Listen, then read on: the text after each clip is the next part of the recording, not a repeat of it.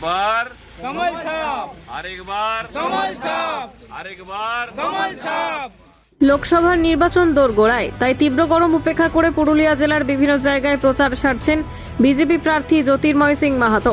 সোমবার পুরুলিয়ার কাশীপুর ব্লকের গগনাবাদ এবং বেকো এলাকায় প্রচার সারলেন বিজেপি প্রার্থী।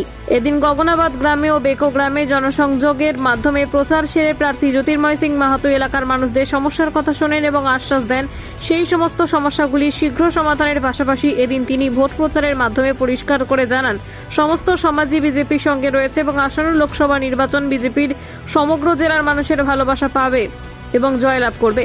এদিন তৃণমূল প্রার্থী শান্তিরাম মাহাতোকে কটাক্ষ করে বিজেপির প্রার্থী জ্যোতির্ময় সিং মাহাতো বলেন, বিধানসভা নির্বাচনে মানুষ দেখেছেন যে তৃণমূল মানুষকে কিভাবে শোষণ করছে, তাই লোকসভা নির্বাচনে বিজেপি প্রচুর ভোটে জয়লাভ করবে। এদিনের এই ভোট প্রচারে তার সাথে উপস্থিত ছিলেন বিজেপির জেলা সহ সভাপতি রাজেশ চিন্না, বিজেপি নেতা সন্তোষ দুবে, কৃষ্ণপদ হালদার, প্রকাশ মাহাতো সহ দলের প্রচুর কর্মী সমর্থকরা। আপনারা দেখতে পাচ্ছেন মানুষের যে রকমভাবে উন্মাদনা, মানুষের যে কোনো সাড়া, যেভাবে আশীর্বাদ করার জন্য বেরিয়ে এসছে, মানে এটাই বোঝা যাচ্ছে।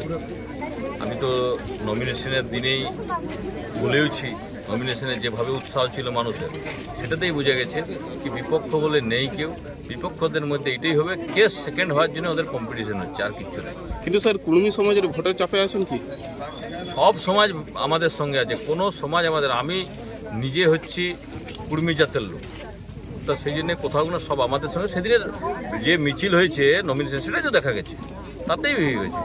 না বাউরি সমাজ, না আদিবাসী সমাজ, সাঁওতাল সমাজ, হিন্দি সমাজ, ব্রাহ্মণ সমাজ, কুমার সমাজ, কৈরি সমাজ, সব সমাজ বিজেপির সঙ্গে আছে, সব সমাজ মোদির সঙ্গে আছে। কিন্তু স্যার যত সমাজ আছে সবাই আছে। বিরোধীরা কি বলছে সেটা নিয়ে আমরা রাজনীতি করবো না স্যার। একটা অভিযোগ করছে স্যার, সেটার উপরে একটা অভিযোগ করছে যে আপনার উন্নয়ন ফান্ডের টাকা রিটার্ন চলে যাচ্ছে। কোথাও রিটার্ন যায়নি।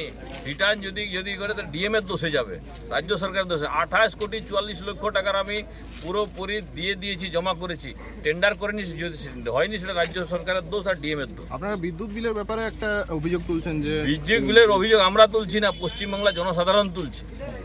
এক ধাপে একদম 3 গুণ বাড়িয়ে দিয়েছে বিদ্যুৎ বিল, আকাশ ছোঁয়া বিদ্যুৎ বিল। মানুষকে সুইসাইড করতে হবে বিদ্যুৎ বিল দেওয়ার জন্য। তো এইরকম যদি বিদ্যুৎ বিল দিয়ে দেয়, মানুষ কোথায় যাবে? পশ্চিমবাংলা ছেড়ে পালাতে হবে এমন বিদ্যুৎ বিল দিয়েছে। অভিযোগ না, আমরা করছি না, জনগণের আওয়াজ আমরা তুলছি। সরকারের পক্ষ থেকে যে একটা প্রতিদ্বন্দ্বিতা দাঁড় করিয়েছে আপনার বিরুদ্ধে, সে 200% ভোটে জয়ী হবে বলছে। কে কি করেছে?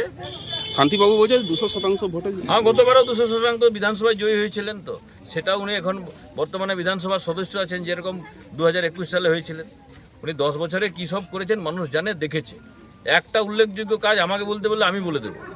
একজন মহিলা ওনার কনস্টিটিউয়েন্সির যে ভদ্র মহিলাকে শৌচালয়ে থাকতে বাধ্য করেছেন, এইটা ওনার উল্লেখযোগ্য কাজ। ধন্যবাদ।